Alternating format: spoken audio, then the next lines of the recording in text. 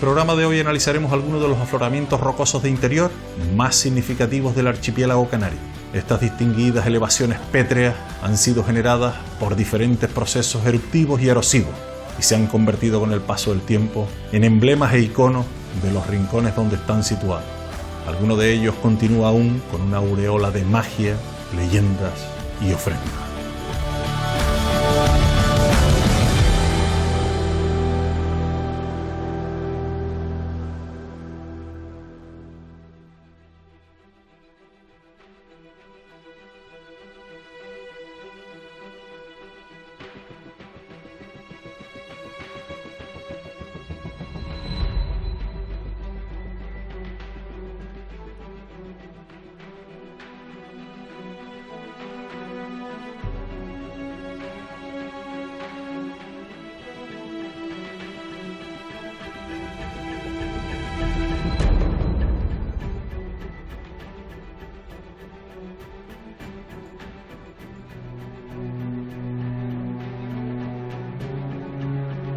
El Roque de Agando es un impactante prólogo del Parque Nacional de Garajonay, situado en la degollada del Tanque.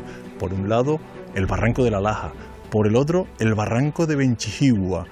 A nuestra mirada, unas paredes verticales de 180 metros de altura que sitúan la cima a más de 1.246 metros. Eso tampoco impidió que los antiguos gomeros subieran hasta él, hasta la parte superior, para hacer rituales. Encontramos en la parte alta y media aras de sacrificio del mundo de los antiguos gomeros. Hoy tenemos todo este espacio protegido con distintas categorías de protección, porque a nivel geológico y a nivel ambiental se lo merece.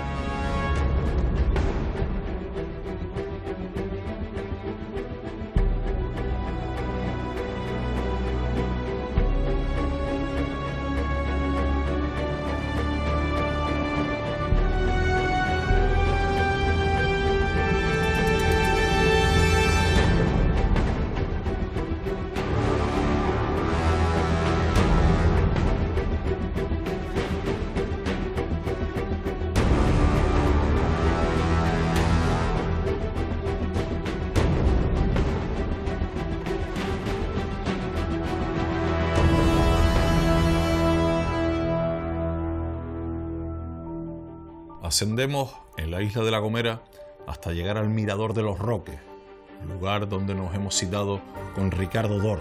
Él es guía del Parque Nacional de Garajonay desde hace más de 23 años, un gomero entusiasta de su profesión y de la divulgación. Nos habla y nos explica con detalle la formación de estos hitos geológicos.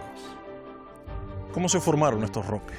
Pues mira, estos roques, al igual que todo el resto de la isla, y al igual que toda Canarias, son de origen volcánico. Esto se forma aproximadamente hace 4,3, 4,6 millones de años. Lo único que en su formación son un tanto singulares, ¿no? Si nosotros miramos aquí a nuestro alrededor, si miras a esta ladera aquí encima, vemos que hay una serie de apilamientos volcánicos. Esto un poco fueron las diferentes coladas que se fueron superponiendo como un Lego, ¿no? Hasta que formaron la isla, ¿no? Pero los roques, sin embargo, son, digamos que emergen, salen. Lo que estamos viendo ahora es un conducto de donde el magma sale o intenta salir a la superficie. Hay veces que lo logra conseguir, creando fortalezas o otros. Pero en este caso posiblemente ni siquiera haya llegado a salir a la superficie. ¿Qué pasó después? Pues la composición que tienen estos roques ya de por sí es diferente. Suelen ser traquíteas, suelen ser traquifonolitas, es una composición diferente y son edificios más duros, ¿no? Luego la erosión a lo largo de millones de años lo que hace es que los va descubriendo, o sea, va sacándolos a la luz, por así decirlo, ¿no? Y hoy pues, es lo que estamos viendo hoy en día aquí. Sí, no solo Roque Agando, que es el que tenemos aquí delante, sino una serie de roques que tenemos alrededor, cerca de él. Cerca, es que además aquí los roques no son algo aislados, sino que aquí tenemos un conjunto de 5 roques. Tenemos aquí el de Agando y luego tenemos el roque de la Zarcita aquí encima y el de Ojila y el roque de la Laja que está por aquí detrás. Vemos una belleza destacada en el paisaje, Sí. que además de sorprendernos a nosotros, habrá sorprendido a todos los que han llegado a este lugar. Cierto. Es que lo que comenta es que aquí lo vemos, se nos ponemos aquí, o sea, cualquier visitante que viene, en Los Roques son sitios que llaman la atención, que destacan. O sea, aquí yo creo que es de los sitios más fotografiados, los iconos más fotografiados de la isla de La Gomera, posiblemente sean Los Roques, si no son los más, por ahí están, ¿no? Pero ya los primeros pobladores ya también sintieron esa misma fascinación por Los Roques, o sea, les causó algo, algún tipo de fascinación les causó, porque de hecho Los Roques, según se ha podido comprobar en la geología, Los Roques y las cimas de muchas montañas, ¿no?, eran donde ellos ubicaban sus lugares de culto. O sea, tenemos, por ejemplo, el Alto de Garajonay, el mismo centro del Parque Nacional, están también otras montañas que están digamos, en la cabecera de los barrancos, y mismamente, según se ha podido comprobar arqueológicamente, estos roques también, ¿no? ¿Por qué se sabe esto? Pues porque aquí se han encontrado, consultando con arqueólogos que están estudiando el tema, se han encontrado pues aras de sacrificio, se han encontrado también objetos relacionados con ese culto, y también muestras de industria lítica, ¿no?, de tallas líticas. Eso sería bueno, por ejemplo, que el Museo Arqueológico tiene una muestra importante del Museo Arqueológico de La Gomera, de todos estos objetos que se han encontrado pues aquí en la zona, en la parte alta de Los Roques. Fue un elemento destacado para el mundo indígena, también para nosotros en la actualidad. Para nosotros día, sí. Está protegido este entorno de Los Roques. Es un espacio natural protegido, el monumento natural de Los Roques, que también en una parte está dentro del Parque Nacional y dentro de la Reserva Natural de Vinchijigua, que está justamente pues, aquí debajo, ¿no? Hemos hablado de varias protecciones en este entorno a nivel de espacio natural protegido. Valor geológico, pero también valor biológico. Tenemos especies singulares en esta zona. Eso también es algo que destaca de Los Roques. Los Roques aquí tienen una gran biodiversidad. Desgraciadamente este sitio, pues ahora lo vemos que está verde, bueno, a pesar de la sequía lo vemos que está verde, pero este se está recuperando, ¿no? Porque una de las tristes afecciones que he tenido han sido los incendios forestales. Desgraciadamente el de 1984, incluso con pérdida de vidas humanas, y el último de 2012, ¿no? Esto se está recuperando, o sea, lo veamos verde, pero todavía hay una... O sea, recuperar todo su potencial ecológico pues lleva un tiempo. ¿Qué papel juegan Los Roques? Los Roques, si vemos la cantidad de grietas que vemos en Los Roques, son sitios que suelen estar a veces a salvaguarda tanto del fuego como de la herbivoría. Entonces ahí muchas veces pueden encontrarse especies endémicas que se quedan refugiadas ahí, que a lo mejor el fuego no llega a alterarlas, y eso nos da una oportunidad, porque a partir desde Los Roques, esas especies pueden otra vez volver a recolonizar y volver a ayudar a restaurar esos ecosistemas, o sea, que vienen a ser casi como arcas de Noé dentro de la biodiversidad. Pues muchísimas gracias por este rato, por esta información, y a seguir con esta labor de guía y educador en el Parque Nacional. Bueno, pues nada, muchas gracias por haber contado con nosotros y espero haberte aportado algo sobre Los Roques.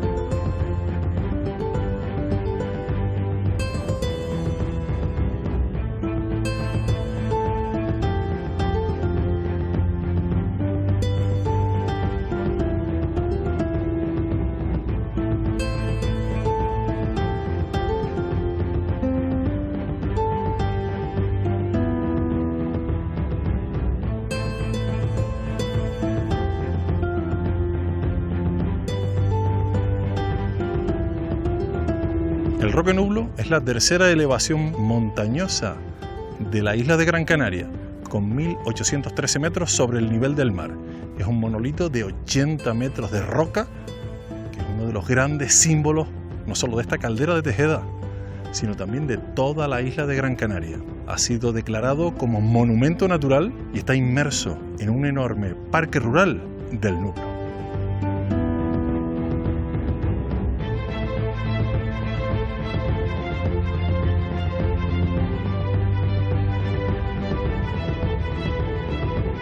La declaración de Paisaje Cultural Patrimonio de la Humanidad del 2019 para Risco Caído y las montañas sagradas de Gran Canaria incluyó no solo a Risco Caído, a Risco Chapín, al Roque Ventaica, sino además al Roque Nublo, uno de los grandes símbolos y emblemas probablemente del mundo indígena y también de los canarios actuales.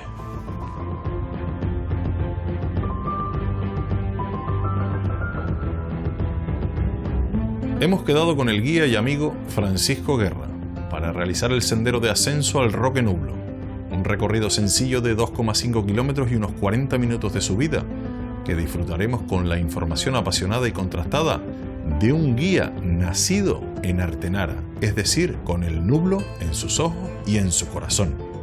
¿Qué tal, Paco? ¿Cómo estás? Muy bien, Nacho. Aquí al sol del Nublo.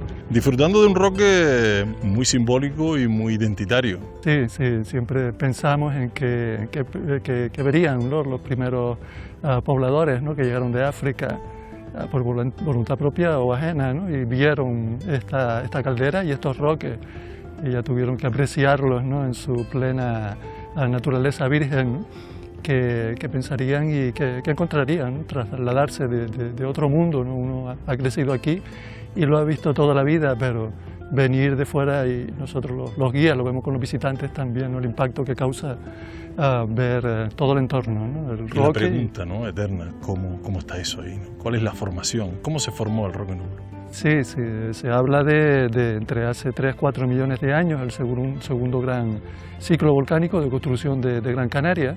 Hubo una primera fase hace 14 millones y medio de años, ¿no?, el gran escudo inicial, y una época de erosión también, millones de años, pues los elementos atmosféricos, ¿no?, creando también muchas formas, ¿no?, hasta que llegó el estratovolcán del Nublo, ¿no? Se habla de unas alturas de casi 3.000 metros, ¿no?, y luego el desmantelamiento, ¿no?, otro periodo erosivo de un par de millones de años, pues el agua esculpiendo, ¿no?, todos estos barrancos, toda esta caldera, y dejando estos restos que quedaron ahí como testigos de las partes más sólidas que venían del interior de la Tierra, ¿no? Además, los primeros pobladores tuvieron que sorprenderse viendo estos elementos destacados. Sí, yo creo que en todas las culturas antiguas, estos lugares en alto, las cimas, las montañas, en este caso roques, ¿no?, con un gran tablón que tenemos de base, ¿no?, igual que los bosques o las cuevas, ¿no?, tenemos muchos poblados trogloditas en este entorno,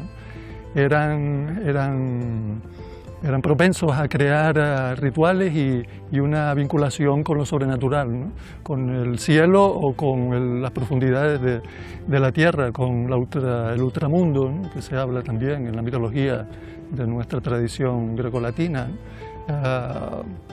Todo eso lo tenemos aquí, ¿no? Realmente este es un lugar idóneo, ¿no?, para encontrar cualquier respuesta de conexión con lo sobrenatural, ¿no? Y por supuesto los roques, y además estando en estas alturas, ¿no?, yo creo que eran lugares mágicos, ¿no?, que se les presentaron, pues, con lo que traerían ellos de esa cultura, de lo que se hablaba en la Declaración de Patrimonio Mundial, del celaje, del vínculo con las estrellas, ¿no?, porque en ello les iba la vida, ¿no? Buscaron unos calendarios, ¿no?, precisos para las cosechas, y yo creo que aquí encontraron un mundo totalmente perfecto, ¿no?, para desarrollar esa cultura, ¿no? Pues nada, seguir disfrutando de este paisaje, de este roque imponente, de sus primos, todos los que están a su alrededor, y a seguir viviendo en un paraje increíble, maravilloso. Sí, muchas gracias, y aquí estamos para que vengan quien quiera venir a cantarlo y a disfrutarlo y a sacralizarlo, ¿no?, a su manera. Aquí estará siempre para todo el mundo. Muchísimas gracias. A ti, Nacho.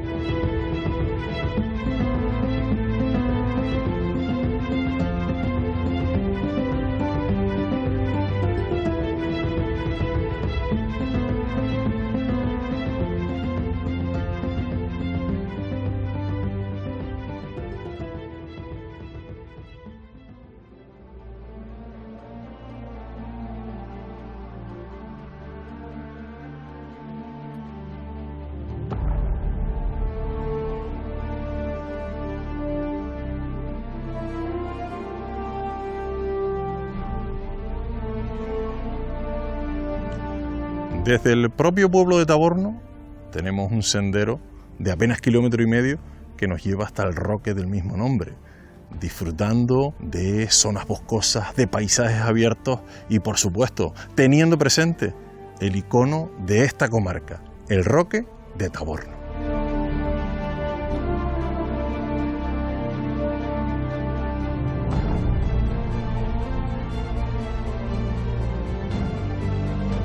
El roque o la fortaleza de Taborno es uno de los elementos geomorfológicos más destacados del macizo de Anaga, un elemento rocoso que alcanza los 706 metros de altura y que ha resistido la erosión y el desmantelamiento de este enorme macizo del noreste de Tenerife, que tiene unos 7 a 9 millones de años. Y esta erosión la vemos con los enormes barrancos que surcan este territorio.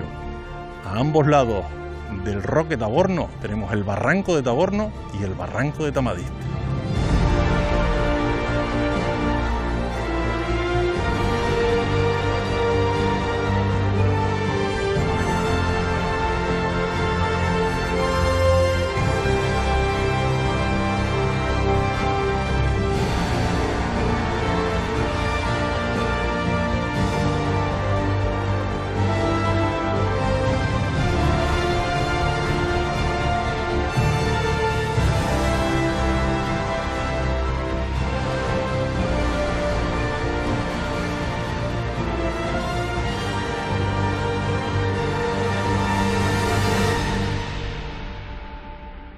Su altivo y cautivador aspecto formó parte, casi con total seguridad, del mundo mágico religioso de los Guanches de Anaga. Aquí se dice también que el Mensei Benearo, el Mensei de Anaga, se derriscó, se suicidó desde el Roque Taborno en plena conquista castellana al no soportar las injusticias que recibía su pueblo.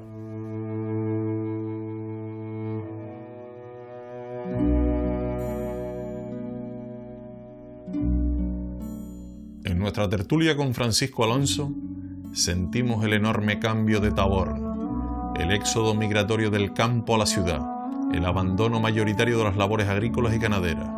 Nos relató la última vendimia acaecida en el año 2004, donde se unían todos los vecinos para cargar la uva desde esos viñedos verticales bajo el Roque Taborno, una pisada festiva en un lagar excavado bajo el roque, del que salía un vino singular, un vino que ya no existe. ¿Qué tal, Pancho? ¿Cómo está? Hola, buenas tardes, todo muy bien, ahí estamos siempre a la batalla. ¿Usted es de Taborno, nacido en este pueblo? Bueno, nacido aquí no, pero nací en Santa Cruz, pero siempre he vivido aquí en Taborno, sí. ¿Y sus antepasados también han sido de Sí, Taborno? mi padre y mi madre todos de aquí, mis abuelos también, sí. ¿Cómo era la vida antes en el pueblo de Taborno? Hombre, la vida era un poquito sacrificada, siempre había que estar, no habían guaguas, no habían médicos, no había nada, había que estar para allá y para acá y siempre batallando ahí para... Con unas vías de comunicación distintas a las que tenemos hoy en día. Todo era a pie, todo era lo más próximo, las Mercedes. Y vivían de la agricultura, de la ganadería. Todo era ganadería y agricultura. Y además, al lado de Taborno tenemos el Roque Taborno. ¿Qué es para ustedes los locales ese elemento geológico tan potente? Normalmente el Roque Taborno casi es el símbolo no de Taborno, de casi todo el macizo, porque roque así como ese con 4 aristas, pues prácticamente no hay ninguno en la zona. ¿Y hacían vida ustedes en torno a él? Sí, ¿Tenían sí. alguna finca? Normalmente alrededor del roque estaban las viñas, porque la viña le gusta más bien la costa, no es medianía, sino costa, salen los mejores vinos, entonces la mayor parte de las viñas estaban alrededor del roque. También se hacía la ganadería, allá abajo hay todavía sitios donde las vacas comían, el agua, todos estos temas, todavía se ven allí símbolos que hay allí todavía que justifican. Y en el entorno del roque también tenían fuentes, Sí, había nacientes. Habían varios nacientes ahí alrededor del roque, sí. ¿Y los vecinos subían al roque? No subían. Mi padre me llegó a contar que subían arriba a deslechar baifos. Deslechar es para que no estén mamando ya de las cabras, para sacar la leche para el queso.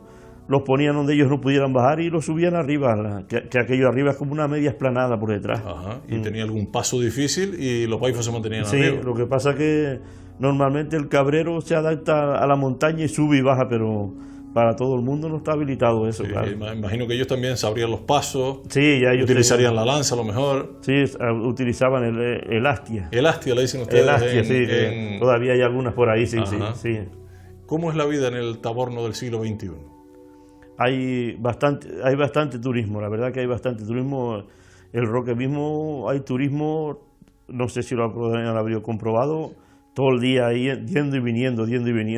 La verdad que sí, hay movimiento. Después se hacen bastantes cositas, fiestas, la fiesta de la papa borralla. Pues muchas gracias, Pancho. Muchas gracias a ustedes por venir, muchas gracias.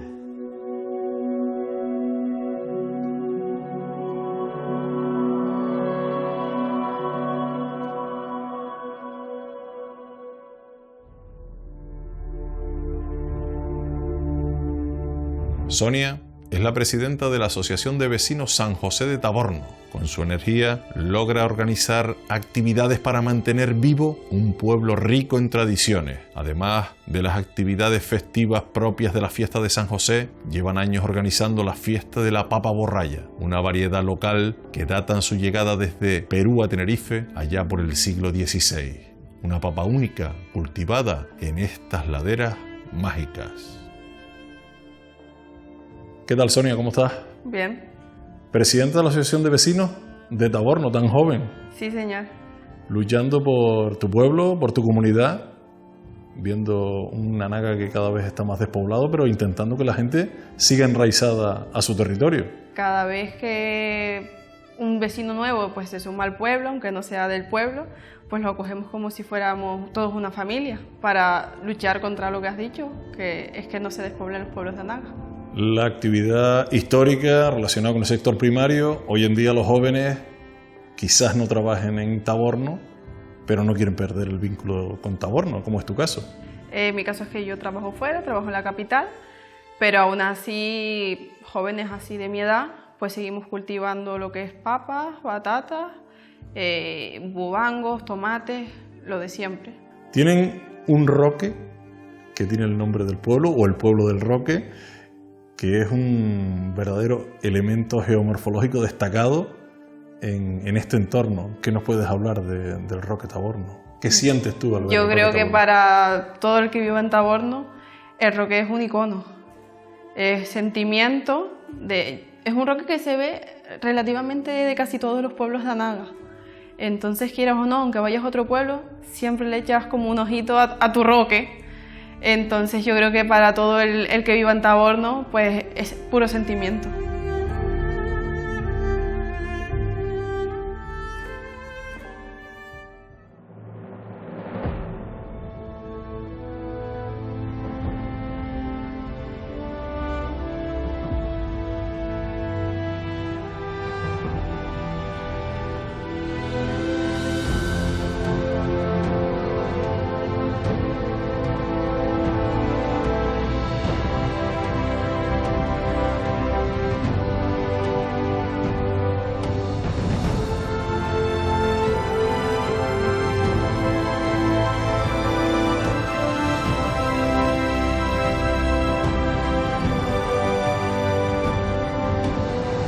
El Roque Idafe está en el interior de la caldera de Taburiente, un territorio que fue declarado Parque Nacional el 6 de octubre de 1954, por su belleza, majestuosidad y alto valor ambiental. La caldera tiene 10 kilómetros de diámetro y unos 47 kilómetros cuadrados. Es un anfiteatro natural que tiene cotas inferiores en torno a 600 metros, donde empieza el Barranco de las Angustias, cotas superiores a los 2.400 metros. De hecho, en el Roque de los Muchachos marca la máxima altitud de la caldera y de la isla de La Palma, 2.426 metros. Este espacio es fruto de grandes deslizamientos gravitacionales y enormes procesos de erosión.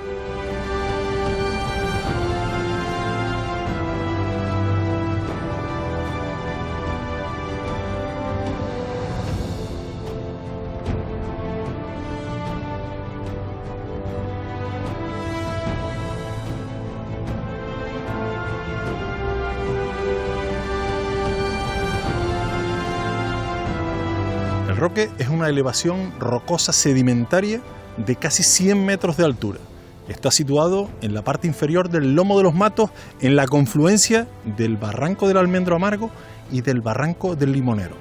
Por su alto valor paisajístico y cultural, fue declarado Espacio Natural Protegido en el año 1994 con la categoría de Monumento Natural.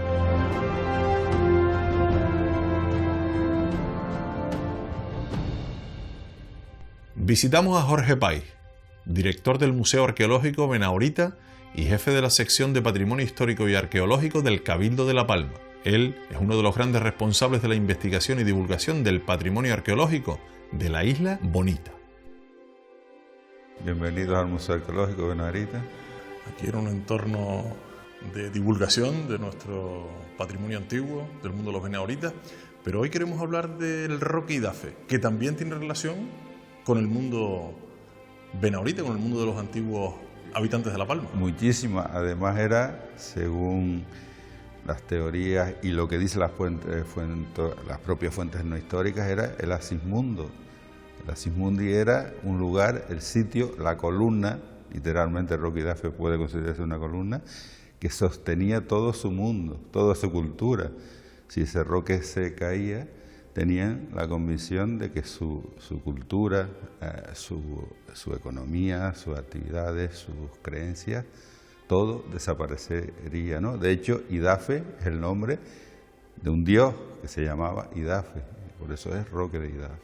Que además de ser un elemento geomorfológico destacado en el paisaje, era, como bien dices, un elemento central en el mundo de sus creencias, ¿no? De hecho, pues hay recogido en crónicas incluso pues que hacían rituales en ese entorno.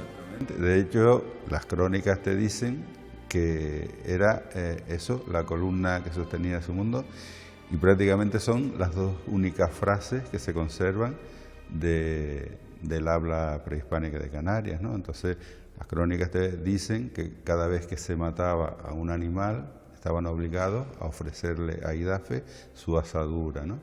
Y hacían una serie de rezos que decía Iguida, Iguan Idafe, dice que caerá Idafe, y luego contestaban que Huerte Iguantaro, dale lo que trae y no caerá, ¿no?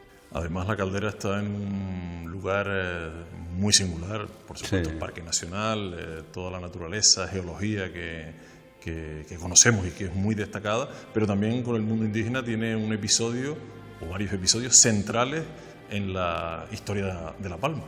Bueno, la caldera y el Roque de Idafe está prácticamente en lo que es el centro geométrico de este espacio natural, impresionante, ¿no?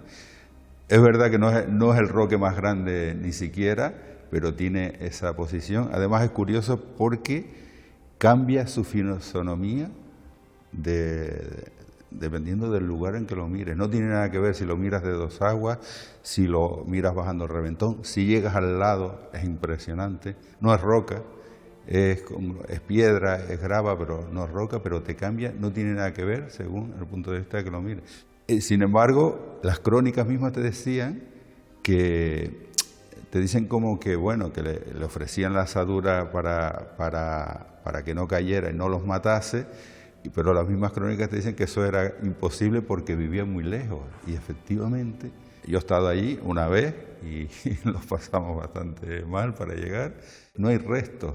En la base del Roque Idafe no hay restos arqueológicos. Digo, en el mismo roque, bajo sí a la subida, encima de la cascada de Colores hay asentamientos y luego ya en las playas, pero bastante lejos. Pero allí mismo nosotros por lo menos no vimos ni un cachito de cerámica, ¿no? Pero la caldera era un cantón, era el cantón de Aceró, que era lugar fuerte, era además para la simbología de los palmeros y los canarios muy importante porque fue donde se refugió Tanausú, que era su capitán o señor. Aquí en La Palma quienes mandaban las diferentes demarcaciones territoriales se denominaban así, y Aceró fue el último refugio que tuvo contra las tropas invasoras de las huestes castellanas a finales del siglo XV, ¿no? Entonces aquí se refugiaron dentro de la caldera y solo pudieron capturarlo, pues, merced a una atracción, ¿no? Que en la zona de Riachuelo lo citaron en la Fuente del Pino y allí lo capturaron y cuando lo trasladaban a la península, pues se dejó morir de hambre, ¿no? Al grito de Bacaguaré, me quiero morir o quiero me morir. O sea, gran parte de la historia de La Palma, por lo menos en esa confluencia mundo indígena, conquista, pasa en ese entorno de... Sí, fue el último episodio y el más trascendental, ¿no? Los conquistadores intentaron entrar por varios sitios, por el Barranco de las Angustias, por el Paso Capitán, que es lo que hoy es la Cumbrecita, y fueron rechazados, ¿no? Entonces,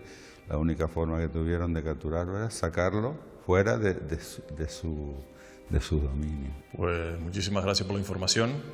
A seguir trabajando y divulgando nuestro patrimonio antiguo, nuestra antigua cultura, que debemos conocer nuestro pasado para seguir avanzando hacia el futuro.